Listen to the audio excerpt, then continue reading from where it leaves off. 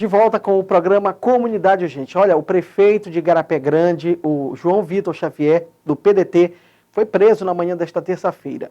Ele se entregou na sede da Polícia Civil em São Luís, um dia após a Justiça aceitar o pedido de prisão preventiva realizado pela Delegacia de Pedreiras, que investiga o caso. João Vitor Xavier matou a tiros o policial militar Geidson Thiago da Silva, no município de Trizela do Vale, na noite do último dia 6 de julho. Logo após se entregar, João Vitor foi encaminhado para o Instituto Médico Legal, o IML, na região do campus do Bacangue, em São Luís, para realizar exame de corpo de delito, em seguida levado para uma unidade prisional.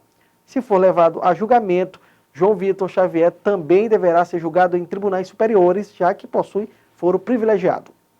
E o Estatuto da Criança e do Adolescente completou 35 anos no último domingo, dia 13. A repórter Rose Castro preparou uma reportagem, confira. O Estatuto da Criança e do Adolescente, o ECA, completou 35 anos no último domingo, dia 13. Instituído pela Lei 8.069 de 1990, o Estatuto da Criança e do Adolescente garante proteção integral e cidadania plena para crianças e adolescentes de todo o país. No Maranhão, são muitos os avanços do governo Brandão, implementados através da FUNAC, Fundação da Criança e do Adolescente.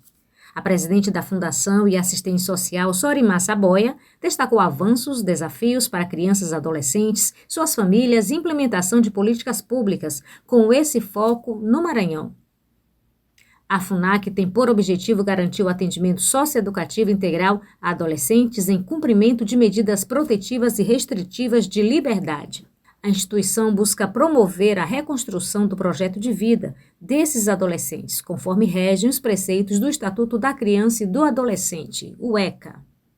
O Estatuto ele é uma quebra de paradigma de um modelo que a gente tinha antes, punitivista, patrimonialista, para um modelo de proteção que considera crianças e adolescentes, todas as crianças e adolescentes até aos 18 anos, como sujeito de direitos e não objeto de intervenção do Estado, da sociedade.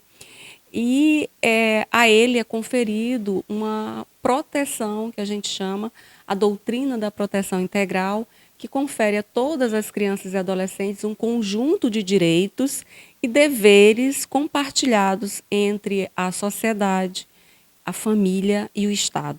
Então, a partir do Estatuto da Criança, da Lei 8.069 de 1990, promulgada em 13 de julho, a sociedade, o Estado, adota uma nova concepção para olhar crianças e adolescentes e cuidar delas.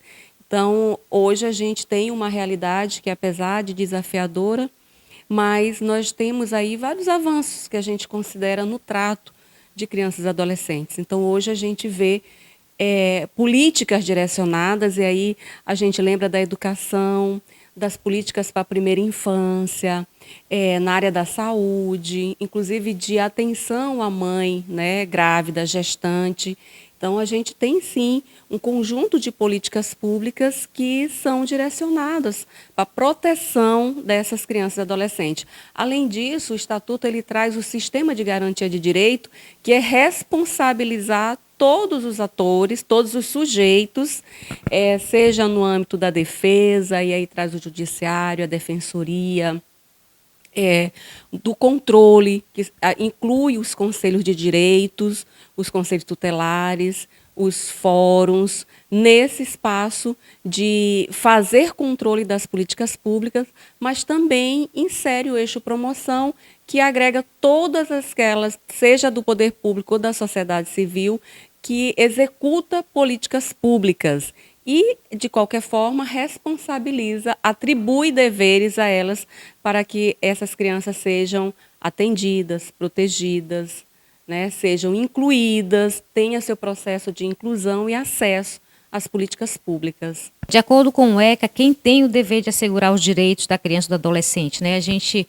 sabe que hoje existem os conselhos tutelares, e outra pergunta que já está dentro dessa, o ECA, ele auxilia as famílias, está dentro dessa lei o apoio, por exemplo, não só a criança, mas o contexto familiar um todo?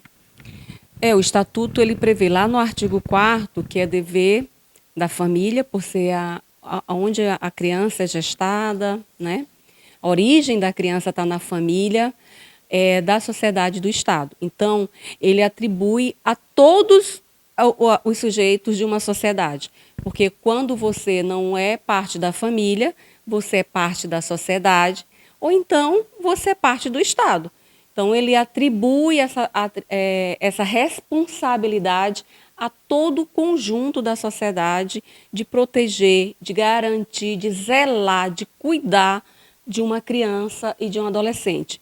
E os conselhos tutelares, foi um instrumento criado pelo Estatuto para zelar por esses direitos, e é aquele instrumento que está na comunidade, que conhece o território, que conhece as pessoas, e por isso a intervenção, o processo de intervenção, ele é muito mais efetivo, porque é alguém que faz parte da sociedade e que tem uma representação ali dentro, que sabe dos problemas que aquele território enfrenta e também das soluções, sabe como acionar as pessoas responsáveis pela defesa daquela criança, pela garantia de seus direitos. Então, o Conselho Tutelar é esse instrumento importantíssimo criado pelo Estatuto, que vai conseguir fazer com que essas crianças e adolescentes elas tenham uma cobertura, elas tenham um olhar cuidadoso sobre as situações de violação, sobre as situações de abuso, de negligência, de abandono, né? Então, qualquer situação de violação de seus direitos, o Conselho Tutelar é aquele que estará atento para atuar em sua defesa. A gente sabe que tem muito ainda a avançar, muitos avanços, principalmente aqui no estado do Maranhão, através das políticas públicas do governo do estado.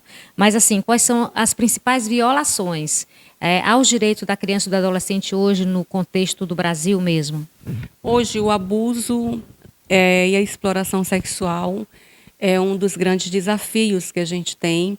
Inclusive, a gente tem aí um incremento, na verdade, que é essa tecnologia, que é essa área digital mesmo, onde as crianças estão expostas, desprotegidas, onde o alcance dos pais, da família, da sociedade é menor, né? Porque a criança ela entra em contato, acessa a internet, ela vai ter aí uma gama de conteúdos que ela não está preparada primeiro para ter e às vezes não tem a maturidade suficiente para lidar com aquelas informações que estão sendo colocadas para ela, com os pedidos que estão sendo feitos para elas. Então, hoje nós temos esse desafio que é esse meio digital que as crianças estão expostas, né?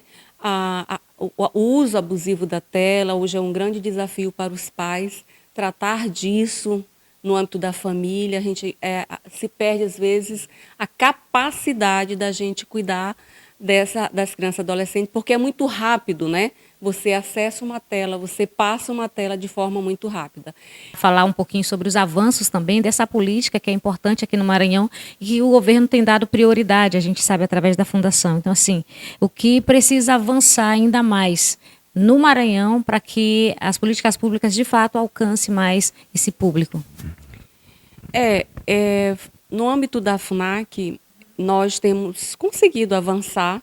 Nós tínhamos uma realidade aí de fugas, de motins permanentes, né?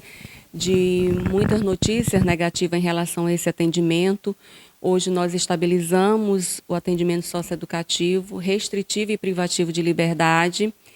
E aí eu ressalto que não é que não tenhamos problemas, nós temos problemas, mas nós administramos os problemas que temos. Ampliamos aí o número de vagas, não temos superlotação, foi criada a central de vagas que controla a admissão, a entrada dos adolescentes no atendimento socioeducativo, temos sistema de informação que faz o registro dos dados do adolescente desde a entrada até a saída, com acesso ao sistema de justiça. Implantamos uma ferramenta que é as práticas restaurativas, que servem para a gente mediar conflitos, trabalhar as relações interpessoais, trabalhar a cultura da paz no âmbito dos centros. Isso tem nos ajudado muito, Nós capacitamos, inclusive, os servidores, nós temos servidores facilitadores, servidores instrutores nessa ferramenta para que isso se dê de forma contínua e permanente no âmbito do centro. Criamos o selo de prática restaurativa, que é para impulsionar, fomentar o uso dessa ferramenta no âmbito do centro, e a gente tem tido êxito. Mas, sim, é necessário que a gente avance na inserção dos adolescentes e jovens no mercado de trabalho. É preciso que a sociedade dê oportunidade, acredite que as pessoas elas se transformam, elas mudam, elas podem mudar, sim, suas condutas, seu comportamento, e só tem sucesso o trabalho que nós realizamos se tiver o apoio da sociedade. Se quando esse adolescente retornar para a convivência familiar e comunitária, a escola faça a sua inserção e aceite esse menino, sem que tenha o conselho tutelar para que exija a inclusão e a permanência daquele adolescente na escola, que a sociedade acredite que aquele menino ele precisa ter uma oportunidade no mercado de trabalho, que os órgãos públicos confiem que aquele menino ele tem a qualificação necessária para fazer um processo de aprendizagem, né, inserção no programa Jovem Aprendiz. Então, a gente precisa muito mais do apoio da sociedade, que é responsável constitucionalmente para apoiar o retorno desse adolescente no pós-medida. Esse é o nosso grande desafio no âmbito do Estado do Maranhão, é o pós-medida do adolescente. É ele retornar para um contexto que não seja de violência, que essa família ela possa compreender que ela é fundamental para o sucesso dele no seu retorno à convivência, evitar a reincidência do adolescente. Então, esse é nosso maior desafio. A gente consegue aqui fazer com que os adolescentes tenham acesso aos seus direitos, às suas necessidades básicas de higiene, de alimentação, que acesse a escola, faça cursos de profissionalização aqui no âmbito da FUNAC, tem acesso às políticas de saúde sempre que ele precisa, mas o nosso desafio está no retorno desse adolescente à convivência familiar e comunitária. Em comemoração aos 35 anos do ECA com a presidente da Fundação da Criança e do Adolescente aqui no Maranhão, sua mensagem para a sociedade maranhense em relação a esse acolhimento pós-internação? Queria pedir o apoio da sociedade para todas as pessoas que passaram por processo de privação de liberdade, que inclui os adolescentes. Esses adolescentes, eles não são da FUNAC, eles não têm o sobrenome da FUNAC, eles são da família, é José da Silva, é Maria da Silva, vamos dizer assim. E eles passam por um processo de reeducação, mas eles retornam à sua convivência porque lá, que é o seu lar, é o território que é o seu lar.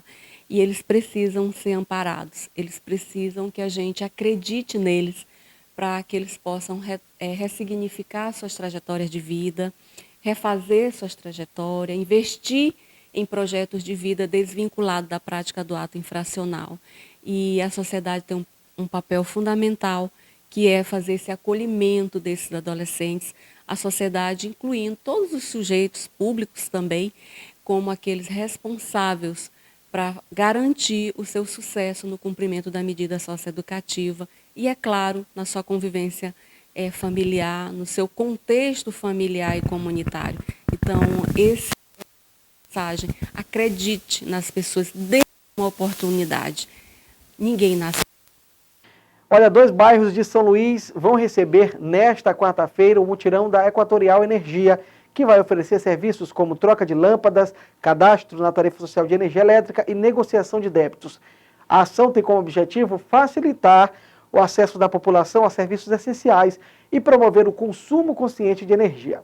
O mutirão será realizado na web Professor José Gonçalves Amaral Raposo, em Pedrinhas, das 8h30 ao meio-dia.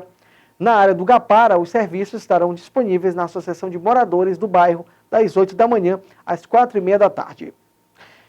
Mais um intervalo agora. No próximo bloco você vai ver Paços do Lumiar conquista 2º lugar no Índice de Progresso Social no Maranhão. E ainda Festival do Tambor ao Beat, une cultura popular e hip hop no Centro Histórico de São Luís.